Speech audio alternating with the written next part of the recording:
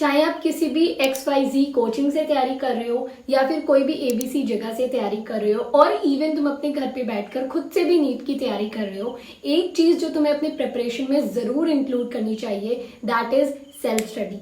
और ये self study कोई छोटा मोटा नहीं, इवन आई वुड से कि 70 to 80% रोल प्ले करती है तुम्हारे सिलेक्शन के लिए, और बाकी का 20 to 30% जो रोल होता है वो कोचिंग या फिर किसी टीचर का होता है। तो आज हम इस 80% रोल के बारे में बात करेंगे। तो यस, मैंने अपनी 1 साल की प्रिपरेशन कंप्लीट सेल्फ स्टडी के बेसिस पर करी थी and with the help of this self study only I achieved this score. तो मैं आज अपना सेल्फ स्टडी का प्लान बताऊंगी तुम्हें। सेल्फ स्टडी और आई वुड से कि नीट प्रिपरेशन की जो सबसे पहली चीज तुम्हें करनी होती है that is know your syllabus. तुम्हें हार्ड टू हार्ड सिलेबस पता होना चाहिए और इवन ये भी पता होना चाहिए कि कितना टाइम मेरे पास बचा हुआ है, कितना सिलेबस है और कितना टाइम बचा हुआ है। और इवन यू कैन डू कि जब स्टार्ट कर रहे हो अपनी प्रिपरेशन तो सारे चैप्टर्स को लिख सकते हो जैसा कि मैंने लिखा हुआ था, और इन चैप्टर्स को वीकली या फिर 2 वीक्स में एक बार, जैसे भी तुम्हें कंफर्टेबल लगता है, have watch on this page कि मेरे कितने चैप्टर्स डन हो चुके हैं, कितना टाइम जा चुका है। क्योंकि ऐसा होना चाहिए कि जैसे जैसे टाइम कम रह रहा है एग्जाम के लिए,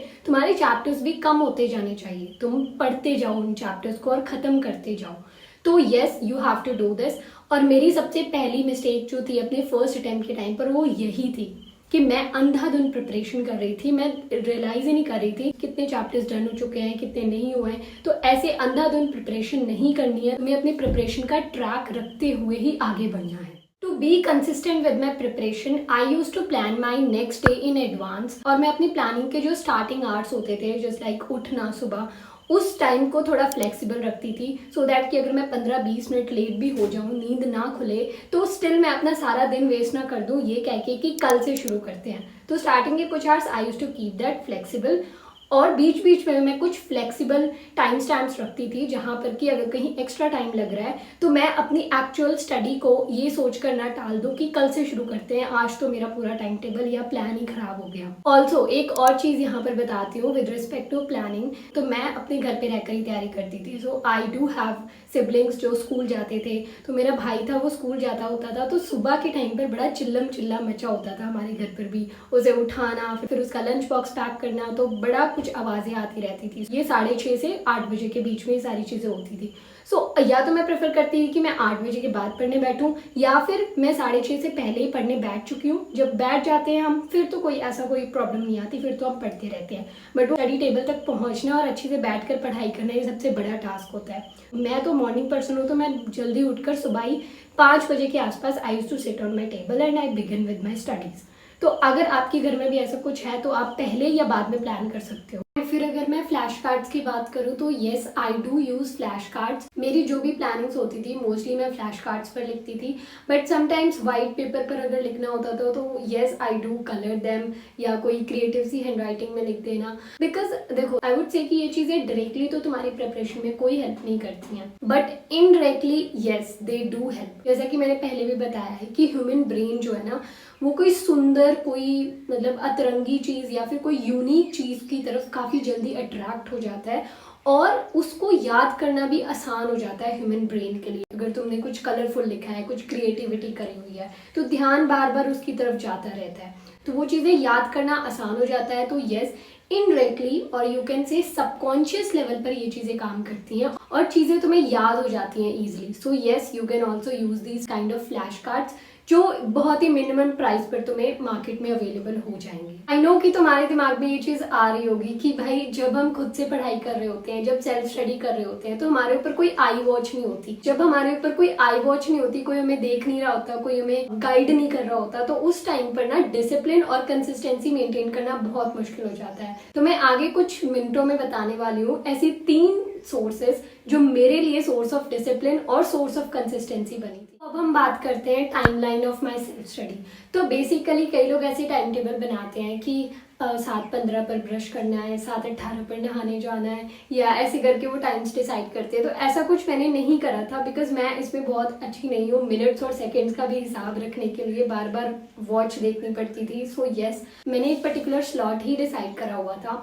जैसे कि अगर मैं 6 बजे उठी हूँ तो 6 से 7 का 1 घंटा है जिसमें ब्रश, बाथ, एक्सरसाइज और जो भी पाठ पूजा बाकी सारी चीज़ें आती हैं वो सारी मुझे 1 घंटे में करनी है और 7 बजे मुझे पढ़ाई के लिए बैठना है। जैसे कोई पर्टिकुलर टाइम स्टैम्प मिनट्स में करके डिसाइड नहीं करा था कि इतने बजे ये करना है, बस मैंने एक बड़ा सा स्लॉट डिसाइड कर लिया था कि इसमें ये सारे टास्क करने हैं। तो I use to write down my task in that diary कि इस स्लॉट में ये टास्क करने हैं। और ये जो 7 बजे का पढ़ाई हमने स्टार्ट करने का दिया हुआ है, ये मिनिमम टाइम है, यानी कि इतने बजे तक तो पढ़ाई करने के लिए बैठना ही बैठना है। इसके अलावा अगर हमारे ये जो टास्क हैं, ब्रश बाथ, ये सारे टास्क अगर पहले हो जाते हैं, मान लो 6:40 तक ये सब डन हो गया और मैं 20 मिनट पहले बैठ जाऊंगी एज अ बफर टाइम लेकर। और यहीं पर मैंने एक रेस्ट्रिक्शन लगाई हुई थी about infinite scrolling of the phone, मतलब ये नहीं करनी होती थी। अगर मैं कोई इंपॉर्टेंट लेक्चर देख रही हूँ या फिर कोई इंपॉर्टेंट ट्रिक सर्च कर रही हूँ, दैट इज ओके, बट ऐसे ही रैंडम कोई स्क्रोलिंग नहीं होती थी। तो अगर मेरा 6:40 6:50 तक टास्क सारे डन भी हो जाते थे तो फिर लास्ट ऑप्शन यही होता था बैठ के पढ़ाई कर लो, क्योंकि फोन स्क्रोल नहीं कर सकते हैं। तो ये एक रेस्ट्रिक्शन थी। तो ऐसे ही अगर मैं अपने डेली स्टडी प्लान के बारे में डिस्कस करूं तो मैंने ना ब्लॉक्स में अपनी स्टडी को डिवाइड करके रखा हुआ था। मॉर्निंग ब्लॉक, फिर afternoon block and then evening block. तो मॉर्निंग में I mostly prefer biology, afternoon में फिजिक्स एंड इवनिंग में केमिस्ट्री। मैं अपने सब्जेक्ट्स को स्विच भी करती रहती थी, बट मोस्टली जैसे मैं पढ़ती थी वो मैंने ये बताया हुआ है। अब ये जो स्लॉट्स थे ना, इनमें मैं सिर्फ पढ़ती नहीं थी, इनमें क्वेश्चन प्रैक्टिस भी इंक्लूड होती थी और पुराने चैप्टर्स जो डन हो चुके हैं उनका रिवीजन भी इसमें इंक्लूडेड होता था। सो बेसिकली अगर मैं एग्जाम्पल दूं तो जैसे 3 घंटे मैंने बायोलॉजी के ब्लॉक को दिए हुए हैं मॉर्निंग वाले, तो 3 घंटे में से 2 घंटे I will revise biology, I will study the topics, और पुराने कोई टॉपिक है जो बहुत टाइम से रिवाइज नहीं हुआ है उसको रिवाइज करना, और लास्ट के 1 घंटे में I use to practice question in biology, जिसमें कि 50 क्वेश्चन जूलॉजी के होते थे और 50 क्वेश्चन बॉटनी के होते थे। And with respect to physics अगर बताऊं तो मोस्टली मैं 1 से 1.5 घंटा ही देती थी फिजिक्स को रिवाइज करने के लिए या फिर उसको पढ़ने के लिए। बाकी की चीजें मैं क्वेश्चन प्रैक्टिस में सबसे ज्यादा टाइम देती थी इन फिजिक्स, क्योंकि बहुत सारे ऐसे कॉन्सेप्ट्स होते हैं फिजिक्स में जो हमें क्वेश्चन प्रैक्टिस करके ही समझ में आते हैं। तो ओवरऑल इन तीनों ब्लॉक्स की अगर मैं टाइम्स को ऐड करें तो 10 से 11 घंटे का एक एवरेज आता था, जो कि मैं एक दिन में पढ़ाई कर लेती थी। अब इस एवरेज को मेंटेन करने के लिए चाहिए था डिसिप्लिन और कंसिस्टेंसी। तो मेरे लिए डिसिप्लिन और कंसिस्टेंसी के 3 सोर्सेज थे, जिसमें से कि सबसे पहला था a kind of virtual fear develop हो जाना कि मैं पढ़ाई कर रही हूँ अपने घर पे बैठ के, वेरी कंफर्टेबल, मुझे बाहर नहीं जाना पड़ रहा, मैं कोचिंग नहीं जा रही हूँ, किसी टीचर के कॉन्टैक्ट में नहीं आ रही हूँ, जिससे कि जो कि मेरे ऊपर आई वॉच रख रहे हो कि तुम्हारे लास्ट मॉक टेस्ट में कितने नंबर आए थे, या ऐसे करके जो भी गाइडेंस होती है, ऐसी कोई आई वॉच नहीं है मेरे ऊपर। या फिर जो स्टूडेंट्स कोचिंग जाते हैं उनके पास रिसोर्सेज ज़्यादा होती हैं, उनके पास डाउट्स पूछने के लिए बहुत सारे ऑप्शंस अवेलेबल होते हैं, बहुत सारे टीचर्स अवेलेबल होते हैं।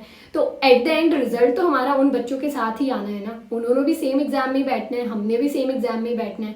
तो ये एक वर्चुअल फियर डेवलप हो गया था मेरे अंदर, तो जिस करके कि मैं एक दिन भी छुट्टी नहीं मारती थी, हर दिन प्रॉपर इतने घंटे की पढ़ाई करनी ही करनी है। एंड सेकेंड चीज जो थी दैट इज सेल्फ मोटिवेशन, क्योंकि ये जो ड्रीम था to get into the medicine और डॉक्टर बनना, ये मेरा खुद का सेल्फ ड्रीम था, ये किसी का मेरे ऊपर थोपा हुआ ड्रीम नहीं था। मुझे किसी ने नहीं बोला कि बायो लो, मुझे किसी ने नहीं बोला कि मेडिसिन में जाओ, it was my own dream. तो मैं सेल्फ मोटिवेटेड ही थी इसकी पढ़ाई करने के लिए। उसके बाद थर्ड रीजन था कि मैंने 11th और 12th में काफी अच्छे से अपनी पढ़ाई करी हुई थी, जिस करके मेरे बेसिक्स और यू कैन से जो बेस था नीट प्रिपरेशन का वो 11th और 12th में ऑलरेडी बन चुका था। जैसे ही मैंने ड्रॉप ईयर में तैयारी स्टार्ट करी तो मैं जो क्वेश्चन प्रैक्टिस करती थी मोस्टली क्वेश्चंस बन जाते थे, 100% नहीं बट कुछ परसेंटेज क्वेश्चंस इजीली मेरे से बन जाते थे।